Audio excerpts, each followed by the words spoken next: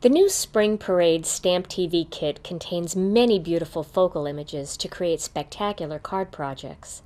But you can also use the greetings as focal images and then create your own beautiful, vibrant backgrounds using many of these stamps.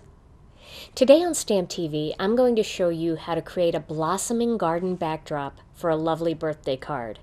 And this card features stamps from the Blossom stamp set that comes in the new Spring Parade kit. Let me show you the tools and products you need to make this card project. First, you're going to need some ink pads, and I'm using 3 of the Gina Designs ink pads, including Fresh Asparagus, Honey Mustard, and Ocean Mist. You're also going to need a couple other ink pads, and I'm using 2 of the Memento ink pads, the Teal Zeal and the Tuxedo Black. You're also going to need some sort of sponge applicator, and I'm using one of our jumbo sponge daubers. You're going to need some dies, and I have 2 of the Spellbinders classic oval dies. One is in the small size and one is in the large size, and these layer nicely together. You're going to need some ribbon, and I'm using some of the 3/8 of an inch black gingham ribbon that comes in the kit. You'll need some sort of sparkle, and you can use either some Stickles glitter glue, some dry glitter with glue, or you can use what I'm going to use today, which is the Clear Star Sakura Stardust pen. You'll need some cardstock, and the colors that I've chosen are our turquoise sea, black onyx, and some of our white cardstock. Now this happens to be our layering weight cardstock, but if you want to use our heavy base weight cardstock, you can use that as well. And then I'm going to raise up my greeting using 1/4 inch pop dots. You're also going to need some stamps, and I've chosen a few of the stamps from the Blossom stamp set that comes in the Stamp TV kit, the new Spring Parade kit. I'm using 2 of the different blossoms, or the flowers, and then 1 of the little sprigs of leaves, and then I'm using this greeting here, which is the wishing you the happiest of birthdays. So we're going to begin by creating the background paper that's actually the spectacular part of this card. So I'm taking this piece of white cardstock, and I'm going to start with some Teal Zeal by Memento. Now the reason I'm using Memento ink for this is because I don't have the right Gina Designs color just yet, but we have lots of new colors coming. So depending on what colors you have in your collection, just pick a deeper version of blue or teal to do your initial floral stamping. I'm going to use this particular blossom. This is the open flower, so it can be either colored in, chalked, watercolored, whatever way you decide to color it, and you'll see how I do it in just a few minutes. So I'm going to randomly stamp this floral image all over my cardstock. Now, although I don't want it to be too patterned, I am going to stamp it in somewhat of a pattern so that I can make sure that it's even all over the paper. So I'm going to start in the center with 1 blossom. And then I'm going to do 1 above it here and 1 below it here. And I'm going to do something similar on the other side, like that. And now I'm going to fill in around to make sure that it appears as though it is actually patterned paper by stamping some of it off the edge of the cardstock. And I want these to be spaced out a little bit so that I can still get in there with the leaf stamp and not overlap too much on my flowers that are already there. So you can see this is coming together nicely. 1 there, 1 here, and 1 there. Okay, so now I'm finished with this stamp. I'm going to change over to the leaf stamp and change over to some of the Fresh Asparagus ink. So now I'm going to find areas on these flowers that I can make sure that this stamp, and you can see how close it's cut, so it's very easy to stamp this accurately. But I want to stamp these sprigs so that they're not really touching any of the other flowers, but they appear as though they're shooting off of the different flowers in different directions. So I'll stamp that one there, and then I'll come down here with this one. And I'll stamp this one up here. And I'll do this one over here. So you can see I have several different ones there. And I'm going to continue to fill in different areas. Make sure I fill up a decent amount of that white space. And again, don't be afraid to stamp a little bit off of your paper. That's what really makes it look like patterned paper, is when the images aren't all focused inside the cardstock, but rather shooting off the edges a bit. Almost done this one. Just find a couple other little areas to go. And it's okay to stamp leaves off of, more shoots of leaves off of a single flower, just to make sure that it looks balanced. That's fine to do. And we'll do one up here, like that. Okay, so now I have all of those pretty leaves. And now I'm going to put my last blossom on, which is kind of this spriggy one. But I'm going to wait to stamp this one, because I want this one to be the very last part of the background. So now I'm going to color these flowers, and I'm going to do that using some of the Ocean Mist ink and a sponge dauber. So I'm going to take this big sponge dauber and I'm going to rub it over the ink and get some of that color on there. And then I'm just going to work in a circular motion right over each of those bold blossoms. So just like that, to give it some color.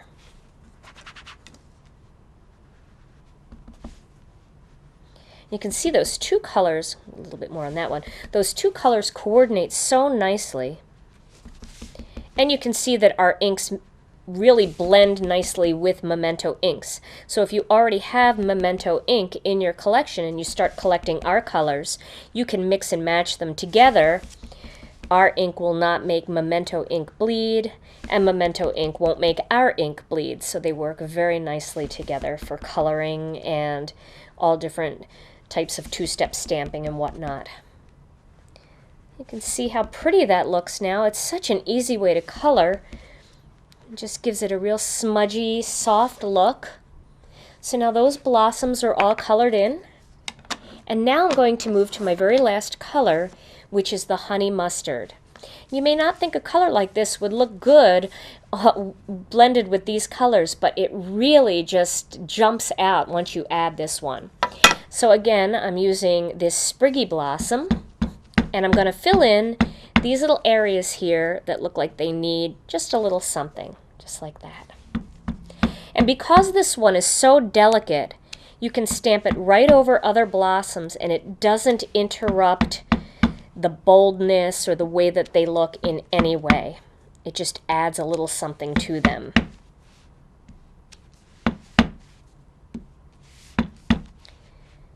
Here, here, and then you can add a couple little sprigs here and there on the edges just to finish it off a touch. And there is a really pretty finished piece of background paper. Let me flip that over so you're not distracted by all that ink. Isn't that pretty?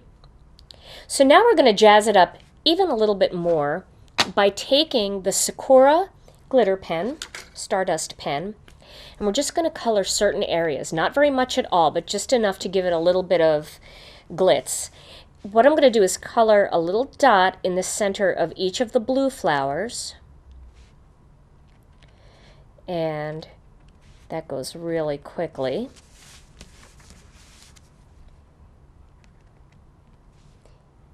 And it's such a delicate little bit of sparkle, so it's not real glittery and distracting, but when they hold it in the right light, it is so pretty, that little bit of shine. You're going to enjoy seeing that come to life when you do this one on your own. Okay, so now I have all of the centers done, and now I'm going to do all of the centers of the mustard ones as well. Not all of them have centers. Some of them do. Some of them are stamped off the edge a little bit, so it's hard to see. That one has a center. And this one. And this one here. Okay. So now I've created that pretty piece of background paper that's ready for my card project. Now I'm going to move on to the focal image. And what I'm going to do is stamp my greeting on some of the white cardstock using black, tuxedo black ink. So let me ink up this stamp. And I'm going to stamp that right in the center here because I'm going to cut it out using one of the nestabilities, so I want that to have plenty of perimeter around there for cutting. So now let me grab my Cuttlebug, and we're going to start with the A and B plate. There's my A and B plate in there. And I'm going to put my greeting down and then go with the smaller of the two ovals. And I want to line that up so that's nice and straight. There we go. And this greeting looks a little bit small for this bold die, but I'll show you what I'm going to do to fill that in a bit. So I'm going to put the C plate down and cut. And then I'm also going to emboss it by flipping the whole thing over and removing the excess cardstock. And then I'm going to put down the rubber mat, my other B plate, and a piece of chipboard. Now, not every Cuttlebug will need chipboard. Each one is calibrated a little bit differently, so check yours first without the chipboard, and if it needs it, then you can always add it and run it through again. So I'm going to leave that in the die. I'm not going to take that out of the die because I'm not quite done with this one yet. But while the Cuttlebug is out, I'm going to grab a piece of black cardstock, and I'm going to cut the bigger oval so that I have a layer for behind that greeting. And there's my layer piece. So I'll put that one aside and get the Cuttlebug out of the way, and then I'll show you how we're going to wrap up this card. Now it's time to add a little bit of zip to the focal image. What I'm going to do is take that same sponge dauber and some of our Ocean Mist ink, and I'm going to ink up the sponge and bring in a little bit of color around the whole inside of that oval. And you can see how I'm doing that. I'm bringing lots of color in, but I'm not starting inside. I'm starting from outside of that oval and just working my way in so it looks very smooth and not blotchy at all. You don't see any big circles. You just see kind of color seeping in.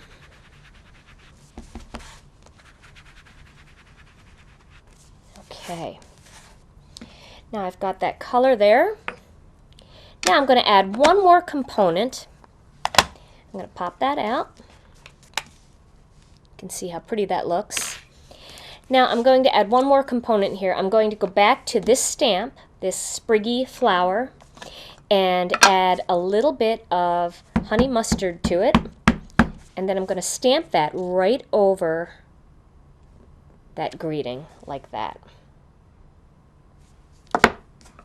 Then taking that glitter pen, that Stardust pen, I'm going to go over the center, and then I'm going to do each of the little balls on the ends of this spriggy flower. And that will enhance that little bit of sparkle that they see on the card when they open it. The focal image will have the most sparkle out of all of it. You can see that shine a little bit when I tilt it. Now, the final step is to assemble this card. I'm going to take a piece of black onyx and my background piece and layer those two pieces together. A little piece of a pop dot. And get those two together nicely. There we go. And now I'm going to take that black gingham ribbon and I'm going to cut a little piece of it to go across the front of the card.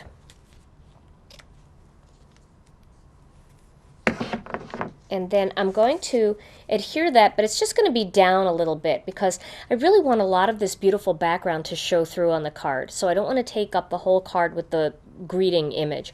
So I'm going to put that greeting down a little bit on the card. So we'll put that right about there and flip it over and add a little bit of tape. Make sure that that looks straight before we go on to the next step. And it does. And now this whole thing is going to go on top of my turquoise sea card base.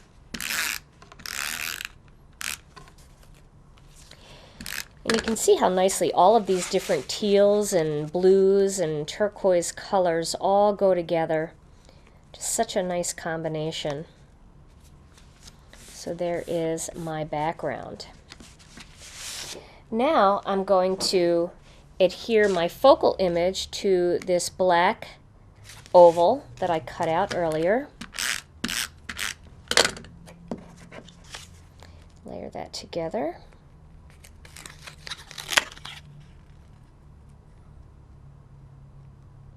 There we go.